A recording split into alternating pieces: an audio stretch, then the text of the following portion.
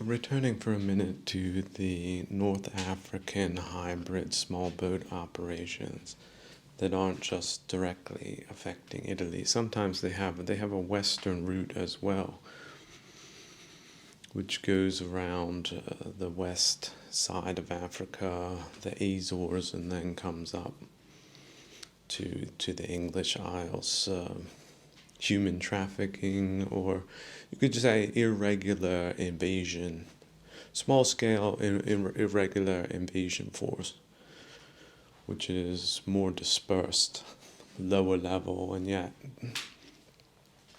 still doing what an invasion force would do, which is just more incrementally, and yet could most likely also be and has been increased at different times. But one of the scams, like if you just think of it, instead of a foreign invasion, you think of it as just a scam, like, or a version of scam, is that sign off on accommodations, and these refugees get put into hotels and temporary shelters or some type of open air refugee camp, and because it was signed off by the government, they get gigantic amounts. They're able to siphon off gigantic amounts of money. Like there was one report that came out that they're putting them up in like 3 and 4 star hotels. Because think about hotel occupancy, especially during COVID-19 or thereafter. A lot of hotels have gigantic non-occupancy rates. It's the biggest profit problem. If you say, well, yeah, I'm 80% non-occupied. Well, that's all space that these hotel owners, who are most likely belong to gray zone. It's sort of a gray zone of the economy to begin with. Hotel owners, they also have some strange lobbies. For example, when Airbnb came out and people started to connect with private people that would rent out a room or something like that in order to cover their rents, which have gone up continuously, but still the rate was half the price it would be for a hotel room. It had a lot more ambiance to it and perhaps a local connection. Well, the hotel lobby came out in a lot of big cities like Paris, London, Berlin, etc., and came out and made that illegal because they want to have the monopoly on that business, which is overpriced. But it's also overregulated because, of course, the regulators regulating the regulations want to make sure they get a cut on that business too. And so, of course, they're looking for ways. It's in a way, it's sort of landlordism. It's like micro landlordism. So, is it surprising that there would be rent seekers in that industry? Well, that's what they are. Specialized rent seekers. And the higher up you go, the more awful the personalities become, with all of the attributes that are rightly attributed to the rent-seeking class and their methods, which ultimately is based on greed and them not giving a damn about people on a fundamental level, or just seeing them as cash cows, dehumanized blobs, dots on the street. So what a miraculous turn of events that they can just bring in willy-nilly. They have anybody from the world and will be paid for by government expense. Oh, there's a variant of that in the U.S. which uses Section 8 which is a variant of that debilitating process. So instead of rents going down according to economic principles, right, supply and demand, high supply, low demand, that it would lower their prices. No, they get a government, a wonk, to come up with a humanitarian initiative that fixes rents at an exorbitantly high rate, which has led to mass destruction of urban spaces in the United States. But they have this hybrid version of it going on now in the UK. So then even normal people that want to travel to one of these hotels, they don't need them. They treat the people that come in off the boats probably like total crap. And they're fooled, and you're not going to want to stay there as a tourist at one of those seaside communities. They're booked up. They got people in tents in the parking lot, and they're not complaining. And they're able to double book, double charge, triple charge. The Treasury, they got a check coming in every month to the tune of hundreds of thousands and thousands of pounds. So do you think they're on board with the social transformation that they deny is even a factor of their business? Because otherwise you would be a bad person to point that out according to their inverted morality principles? Of course not. They want to morally shame you for impinging or attempting to impinge on their financial scheme. So there you have a clear-cut case of malignant allies, lawfare, and disinformation campaigns combined with human trafficking and a complete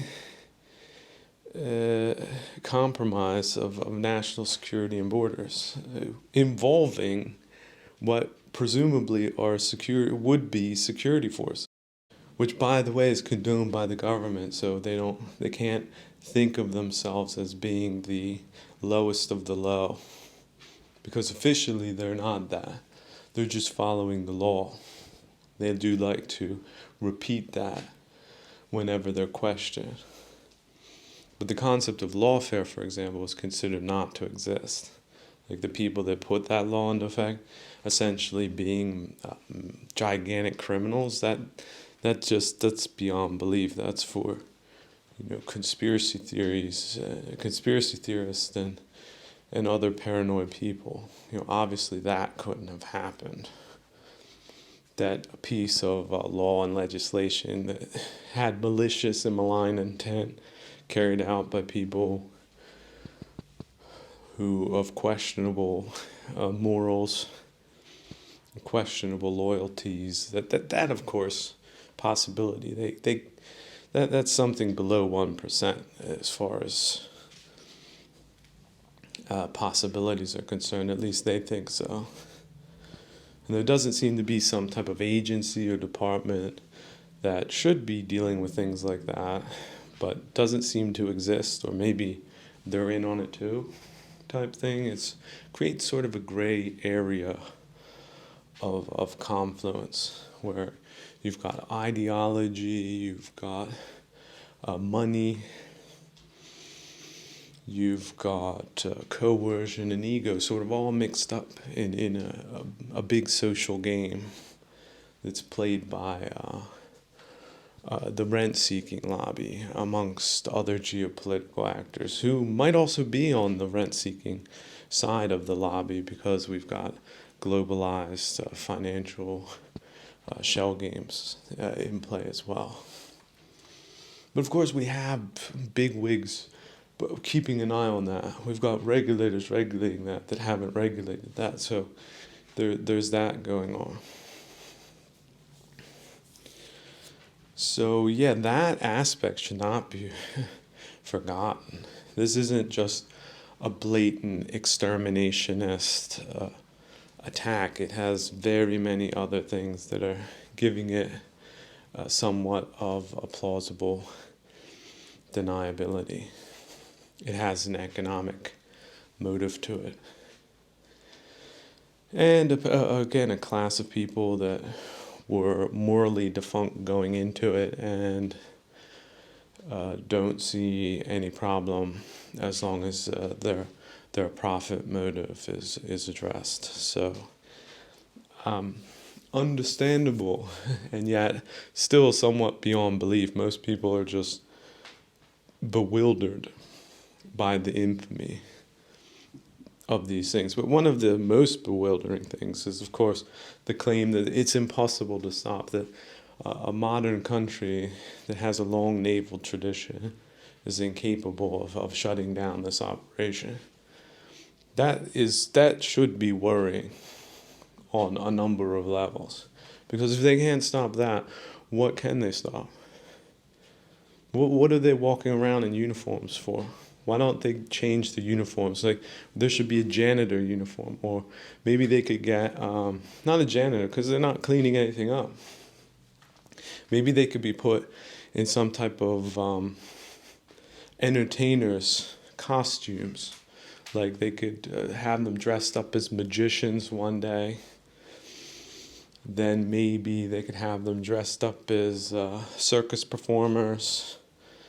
Then they could just travel around the island doing impromptu performances, because that's basically their function in a non-functioning state where there is no security to speak of, because there is no management to speak of, because we're dealing with multiple issues of discreditation based on value analysis. It's like, oh yes, I'm going into the bank. Yes, I deposited £1,000. Can I withdraw that? Oh no, you don't have any £1,000 here. No. That was stolen.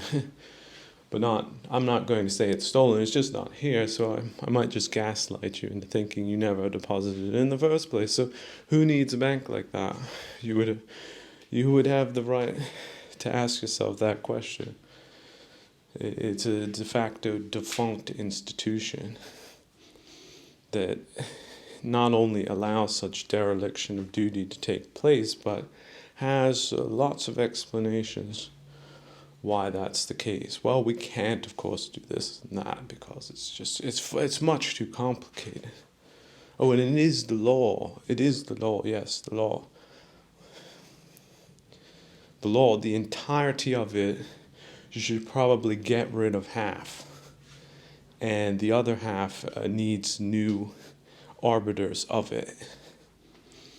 So how about that one? That proto problem that is not being addressed at this time. But we're working on new legislation under these conditions. No, how about this? No legislation. There's going to be a 10-year moratorium on any writing of law for any reason under these conditions. Like just imagine an emergency brake pulling that, because that's what's required in situations as infamous as this one.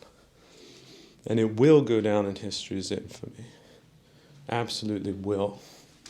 And all the people associated with it, all the explainers, all the profiteers, all of them.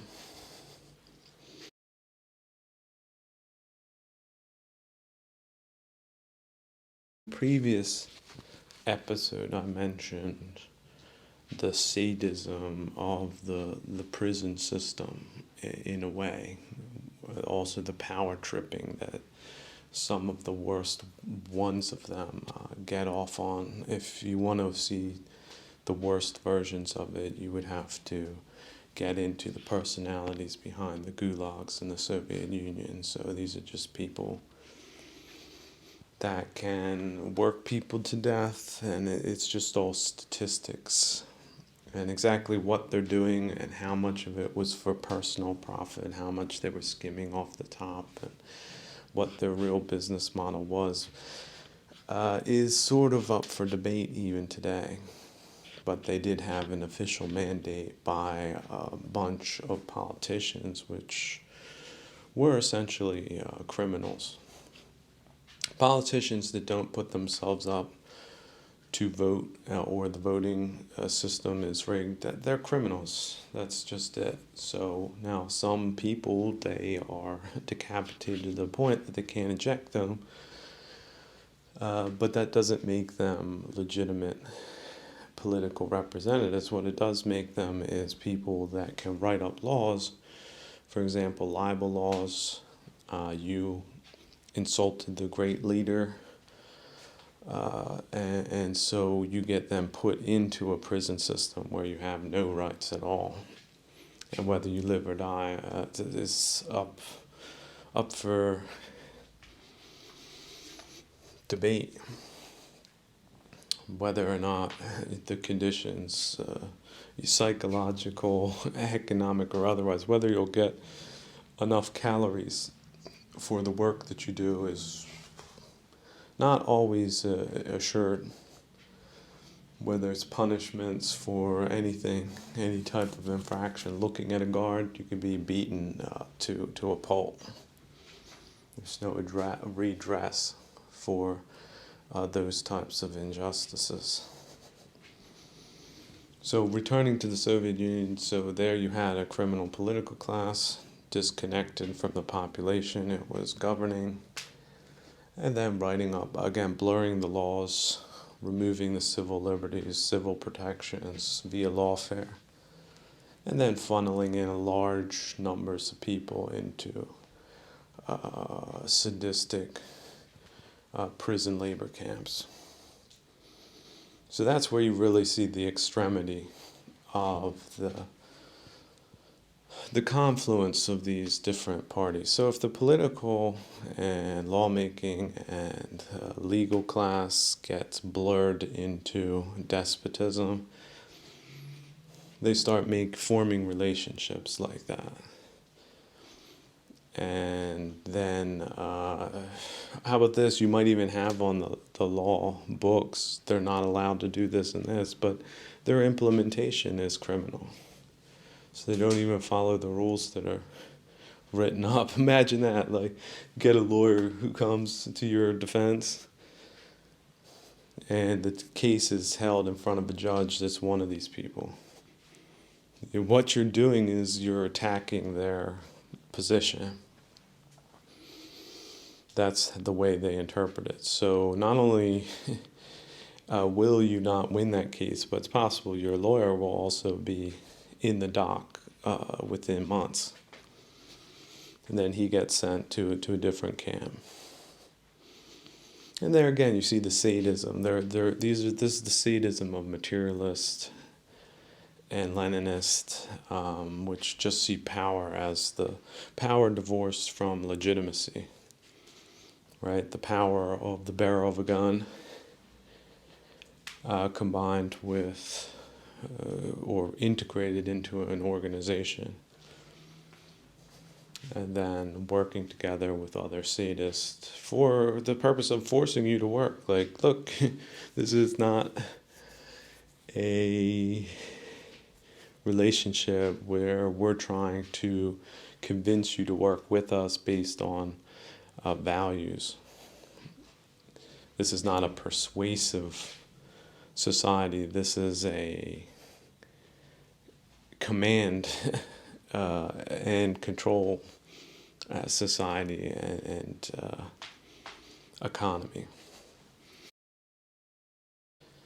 But ultimately, it's not a more efficient model. It's just a more brutal and stupid one. But it's one that will, in a pinch, switch to militarism to prove its point, because they don't need to listen to lecturing about human values and how to treat its citizenry if they can defeat you in a military conflict, at least regionally. At least in that region, they don't need to listen to what you have to say. And then if they can expand that region to the whole world, well, guess what? Their system becomes the de facto model. They won. It's because might makes right. That's how they see it. So it's not about the persuasiveness of ideas, it's about them being able to shoot you with a gun that matters to materialists divorced from all human values other than power dynamics. So again, they think this makes them super efficient, but if you can see it for what it is, then you really can, without any hesitation, cut all ties from not just them, but also the shells in between them and the people working with them.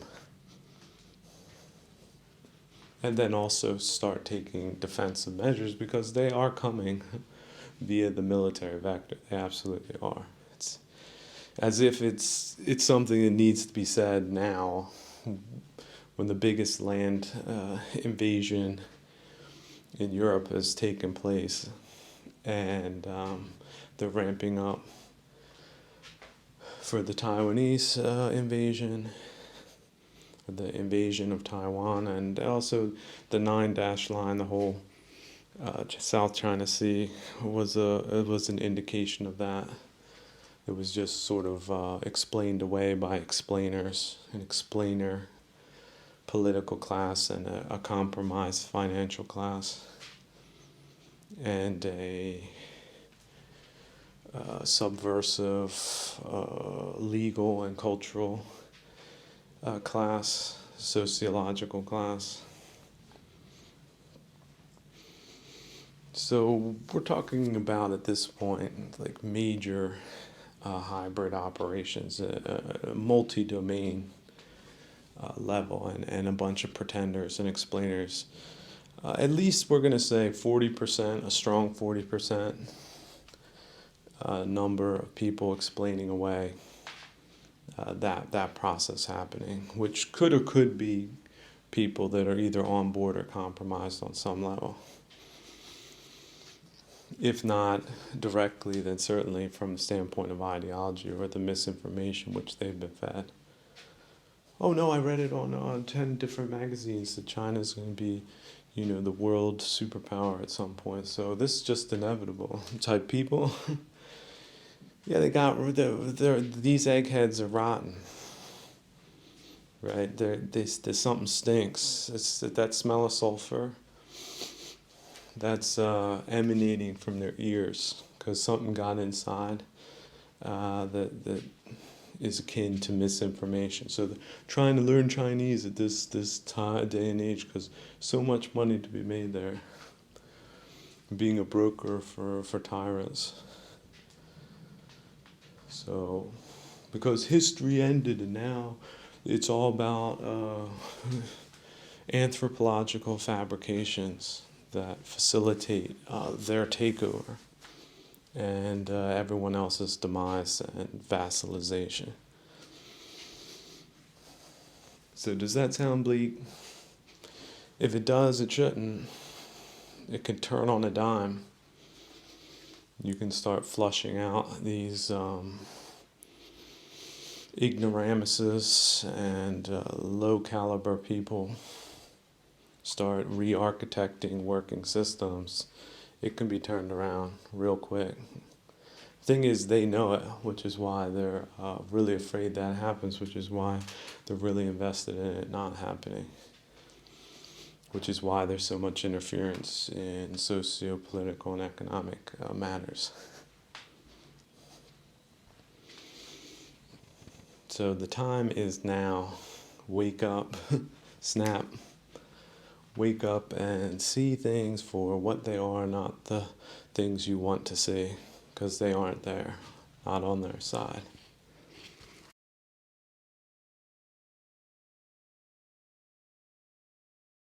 Coming back to inflation and economic warfare for a second. So if you think about the horrifically stupid policies of the 70s, 80s, and 90s to dismantle your industrialized infrastructure and ship it overseas to adversarial nations, Then the substitute for real wealth became, in many ways, the stock market.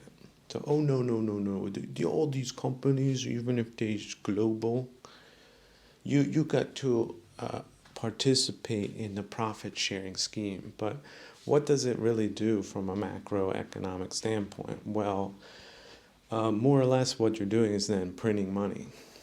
Like, here's your trading account. It's gone from 100,000 digits to 200,000 digits. It's 100% rise.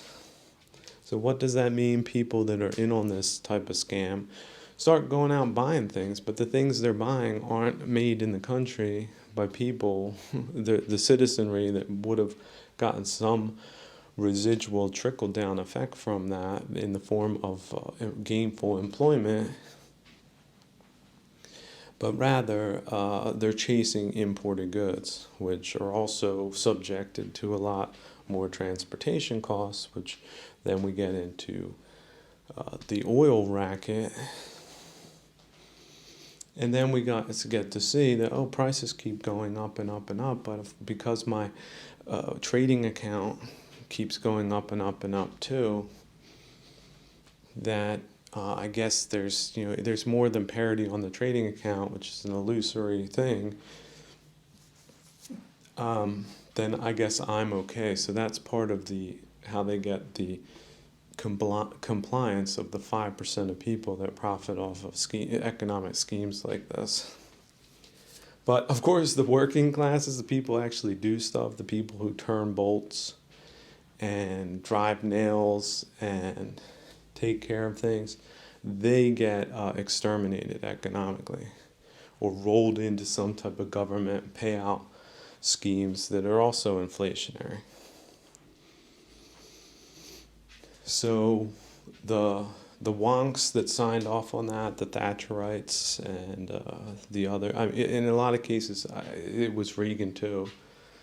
People like to say he was the best thing since sliced bread, but he was part of it. If you go back to Teddy Roosevelt being the last U.S. president that was authentic, then it does sort of help put things in context.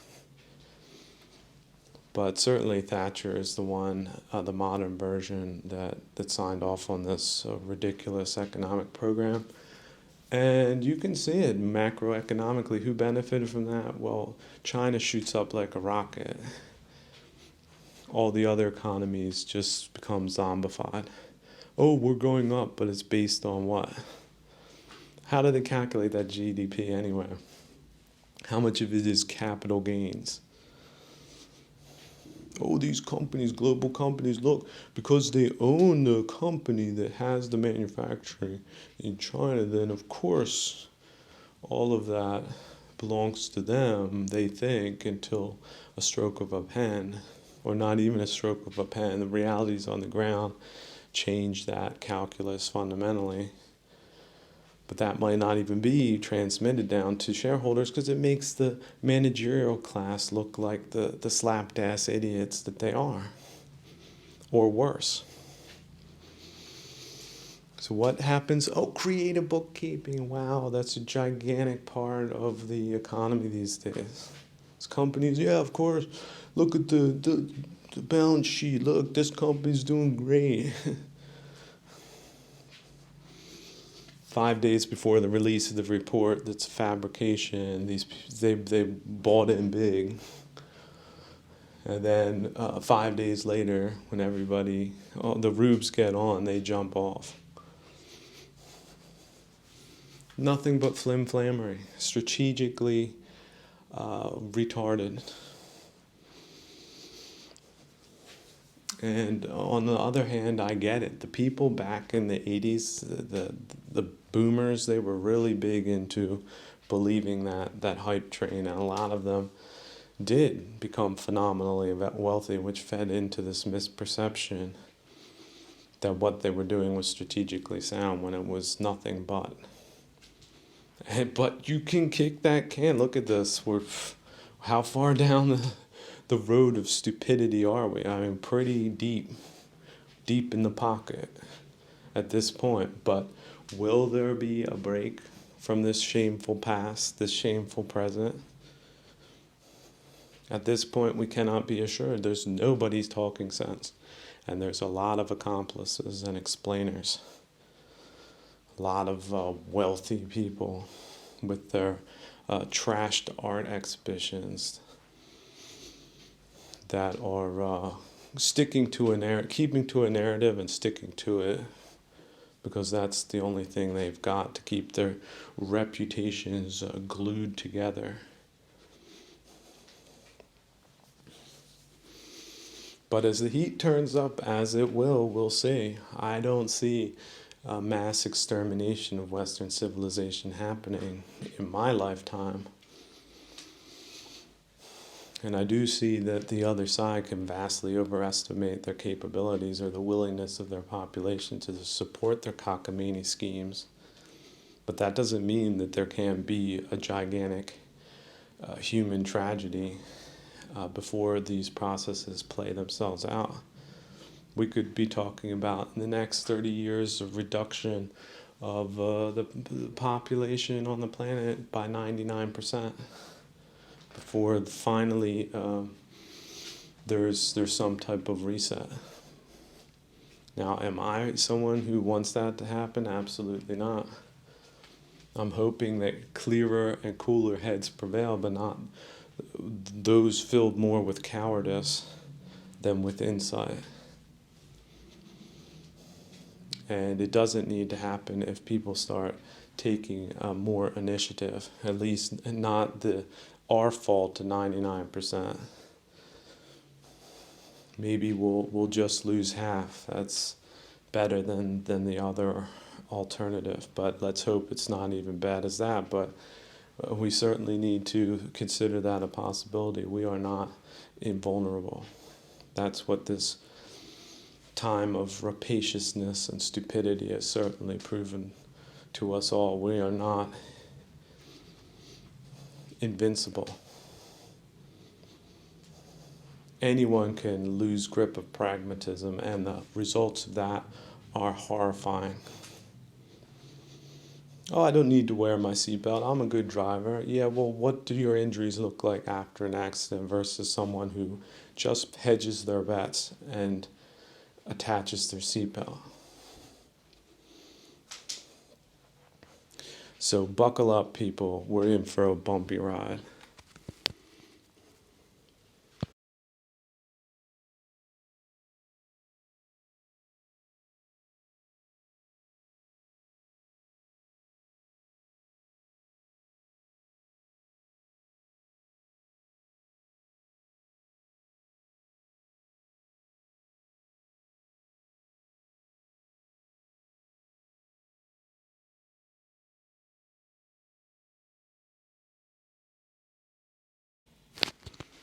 Luxury beliefs. That's something a sociologist, Henderson, came up with. Well, I guess he didn't come up with it, but he brought it back to people's attention. Just think about that.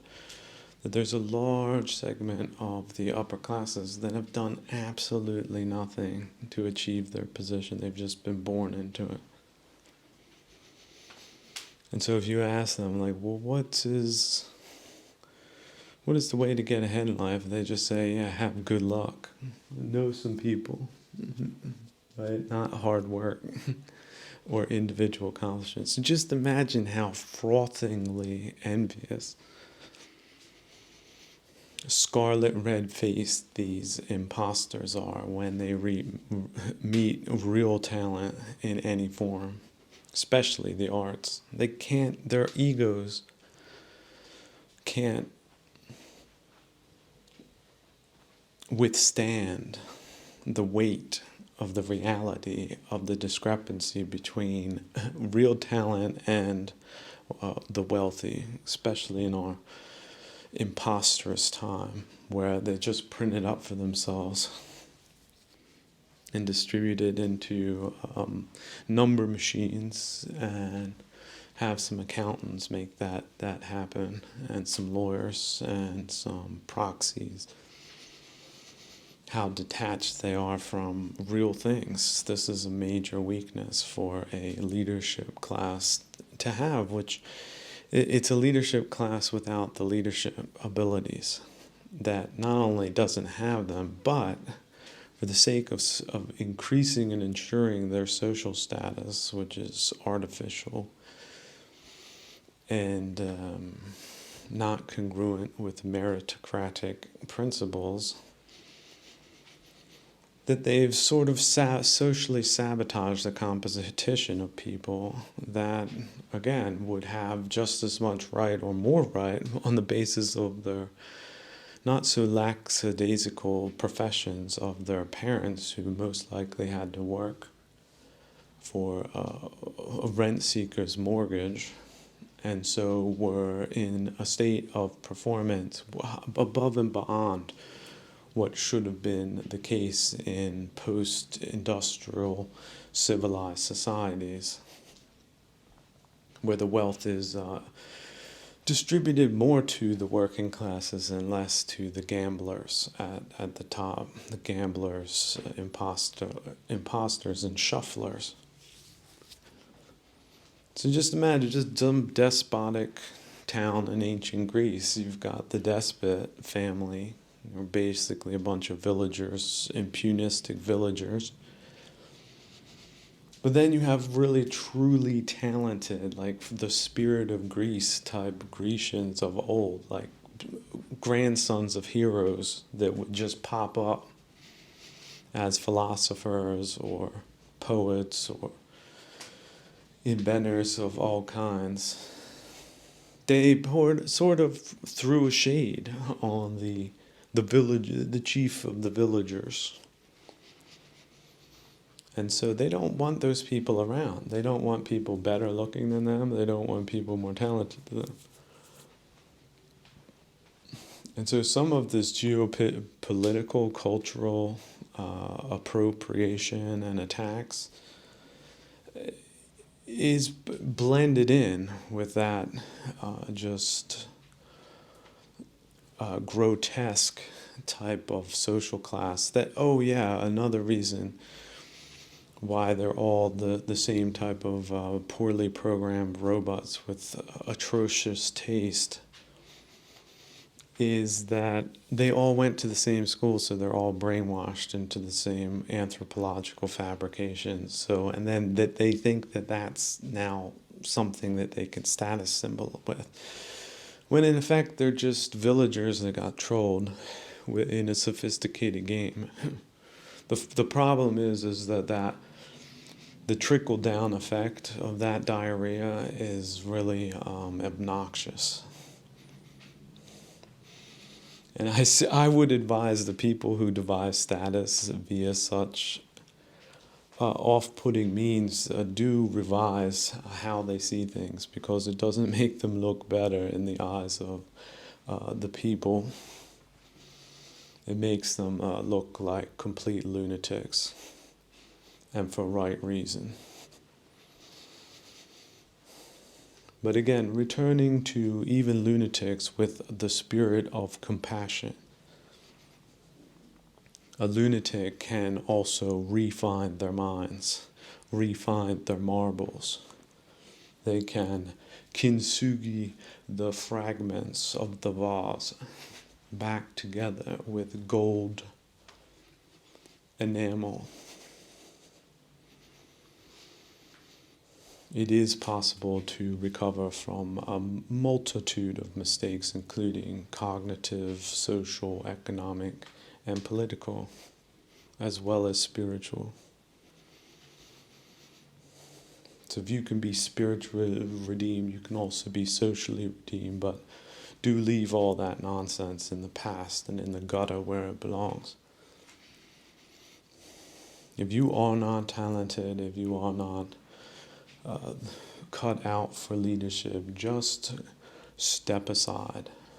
Just disappear to the sanctuaries of solitude. There's no incumbent reason that you should continue to make such an enormous gaffe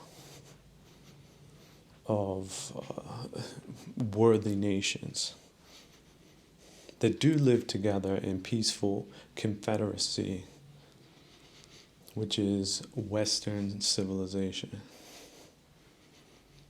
That is not to say that there are not other civilized non-Western civilizations. I point specifically to Japan, South Korea, and Taiwan,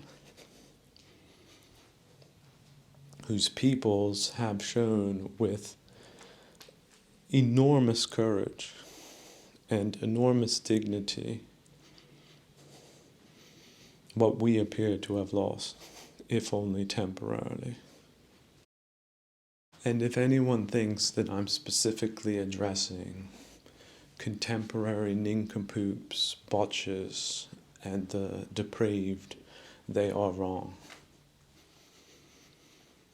I talk to all of the ages everywhere where free and fair peoples do reside. But to come back to the metaphor again of the ancient Grecian grandsons and great-grandsons of heroes that would arise from time to time, let's not think that the despots just did away with them willy-nilly. They didn't do it all the time.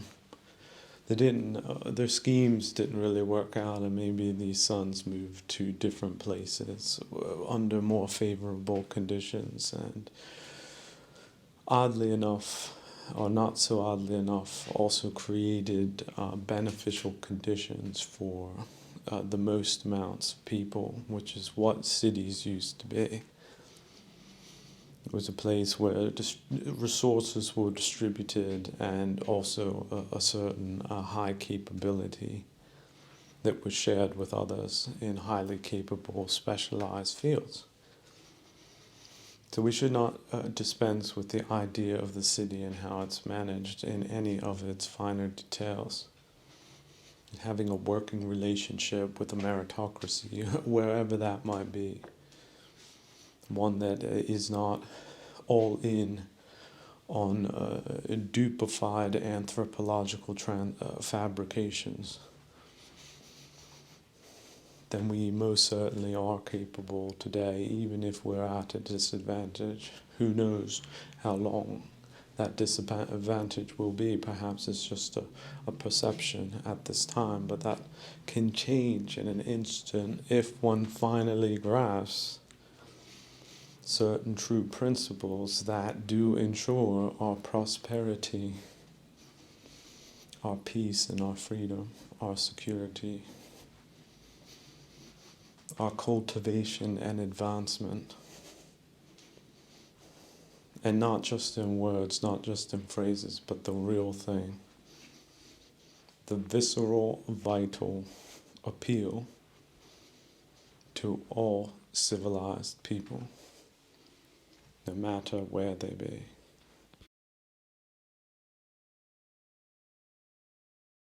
From a compassionate psychologist perspective, I want to communicate that there is the possibility that you in some way have been ideologically influenced based on agitory labels such as a hater, for example. It's a very emotional term. It's very emotionalizing. Just think about chimpanzees at a zoo. You start hitting their cage with a stick.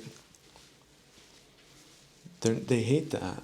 It hurts their ears. It's very loud. It's very agitating. It's very disturbing.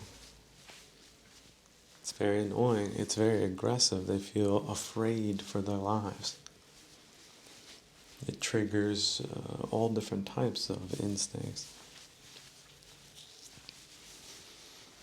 So you've probably been given the label, you've been hit with a stick with a label, and it's been misapplied. It was used for manipulatory purposes. It was just, they considered you just a throwaway human being. That's what propaganda ultimately can be if it's black propaganda, right? That is a thing. It's spreading out deliberately misleading information.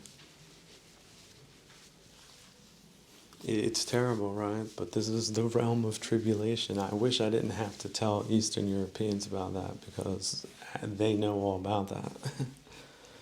But Westerners thought, no, our institutions are so pristine, so insaleable or unassailable that there's no way we're going to get played for a chump like we have been the last 30 years at least. I was going to say 60, and it is true in certain cases. It has to be. There had to have been wins on their side to get to this point of decrepitude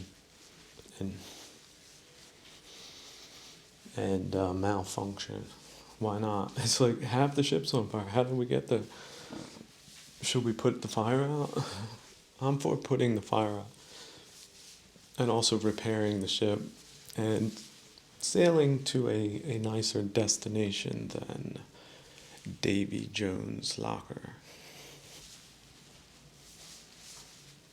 Because that is a cold and deep, dark place that a young, a vital, a dynamic, visioned people such as the Free West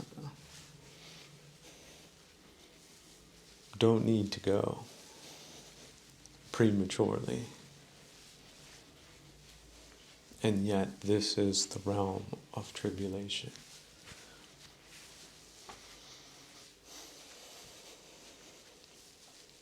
This is the realm of trial. This is a contest where you see that aggressive factors instigate it, but not to defend is not good. And so in a lot of ways, good is precipitated, or good is forced to act based on the actions of those that are bad. Otherwise, there would be no discrepancy between the two. It would just be a gray zone. But some actions and deeds are so malicious, and that's just the way we should put them, because they are, that you cannot not react and remain good. You can't. It's impossible. It's the bad ones that don't react. Again, dereliction of duty, I think that can be something, a term that can be applied to many of final conclusions on the matter. And it's really not all that not surprising that you can go through. Just imagine it's a ship, the ship of state, goes through periods of management and mismanagement. It always has, it always will, as long as it remains a functioning state. So if you've got a fire a starboard, well, that could mean diminished capabilities in a certain sense. You will have to adapt to the new realities, but you can also start limiting the damage and planning for longer term preparations that are sensible, because they are. The self-defense is sensible. Back to the point, the practical point is that despite all of these agitations, despite all of these games, you can develop new skills that reduce your agitation to agitatory things. Just realize that people are using this technique intentionally on a mass scale to jam you up in some way, to align you with some cause. Now, in some cases, for example, the Ukrainian case, it's pretty clear-cut. They were a peaceful people. They were not preparing for war. They wanted nothing to do with the Russian Empire. They were working towards reasonable and sensible reforms in their political system. There was no radicalization at all. In fact, it was too lackadaisical, in my opinion. But what can a decapitated people do in a culture that's specifically set up to mess them up? at least on a leadership level, out of tradition that has unjustly been foisted upon them, thanks to the stupidity and ignorance and cowardice of the Western world in the last century. But we don't have to accept that type of behavior by neighbors or by nations. And that people can stop doing bad things and just stop being agitated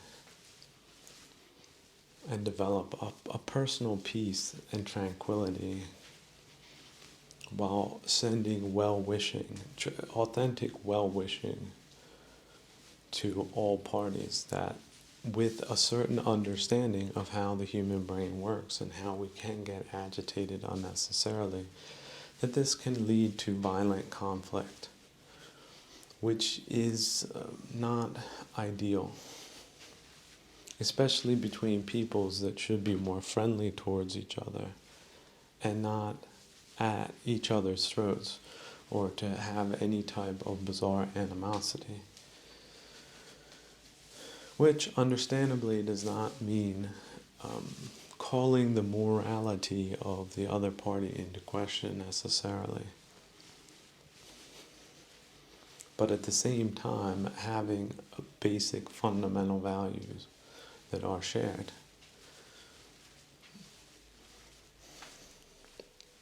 And that are not just phrases and words. You have to have them to matter.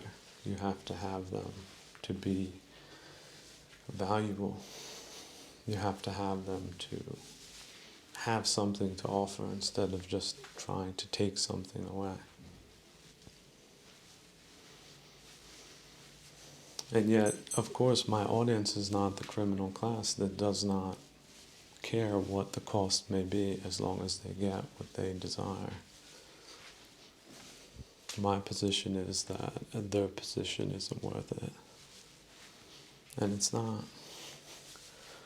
So why put up with them? Why patiently ride out a life that way if you can be free instead? And I think the peoples, most specifically within those countries, can be freer than they are today if they didn't have to deal with a hostile aggressor. But this again is precisely where sophists begin and rhetoricians, because they all want to portray the other party as the hostile aggressor. But what that does is, if it's objectively not true what you say, is it breaks down trust between parties. So, but if the trust is broken so fundamentally, and we're talking about a regime, then how do you get back from that? And the question is, most likely you don't. And yet, if we go back in history, why is this surprising to us at all? It's surprising when very different national constructions aren't at each other's throats. And we did experience a period of that. I know it was true, at least on the basic level of not being violently attacked in every sphere. It was a good time. It's a prosperous time. It was an innocent, perhaps a naive time. But it was a good time. It was. People were not worried about the problems that we have today, and yet it was in those days that these days are causally linked. There's a causality. And yet this circularness of civilization isn't unknown in the world, that you have good times followed by bad times leading to good times. And these are out of control cycles that no one person has control over. Before the wars erupted in Europe, there were most likely, with like almost 100% assurity, that people had normal relations with each other and also other nations. specifically in Europe. You jump on the train, you're in Paris, you're in Rome, you're no problemo. But in times of war, no way, impossible. Very suspicious, very questionable, very dangerous. So things can get better and things can get worse, and there's always different reasons for it. The weather change, it's a rainy day, don't go to the beach, right? You just need to have some staying power, right? Wait it out, has its own dynamic. I think who was it? I think of the painters during war, like real painters, they just go to stay in the studio, they don't go out much. They paint more, think less.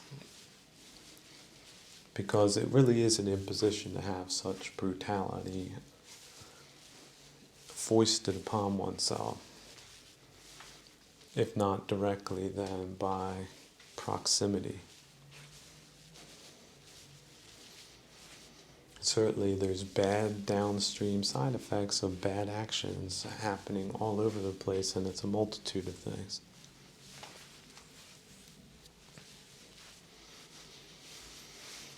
So it's easy to fall into just complaining about life and seeing no point because one's being attacked, when one can just say, well, should have been expected. There's no easy street. Do you remember having a conversation with your grandfather or great-great-grandfather when he said, son, you know what? Life's just going to be one long, easy street. Did he ever tell you that?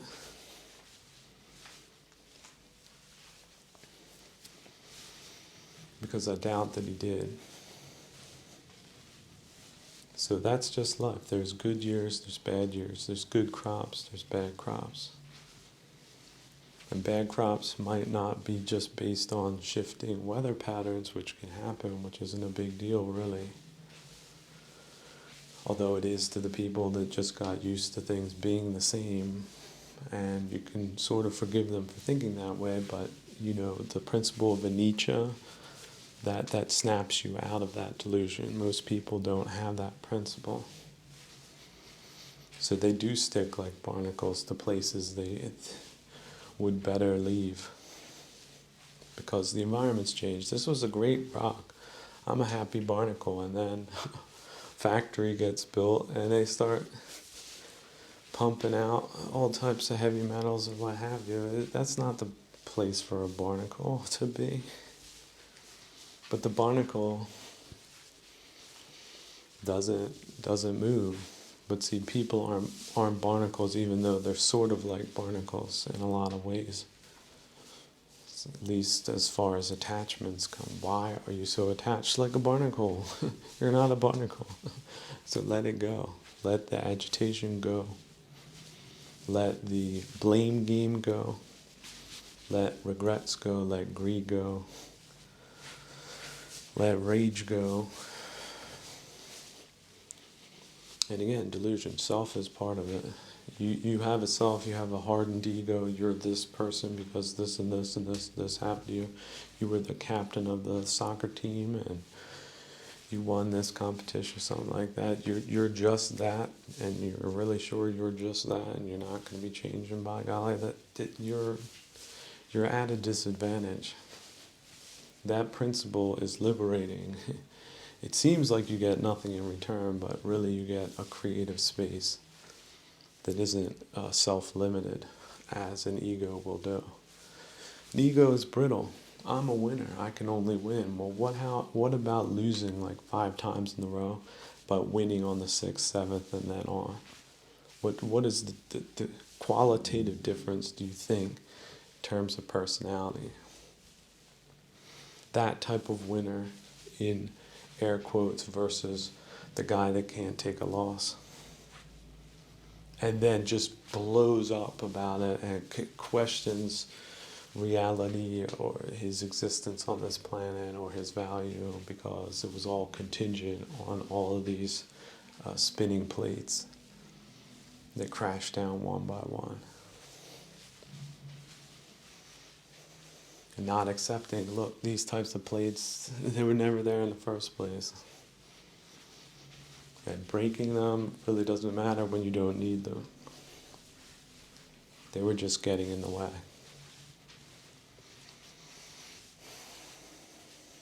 So I think on all sides of conflicts, there's people caught in impossible circumstances. And so I think in times like these, it's very important,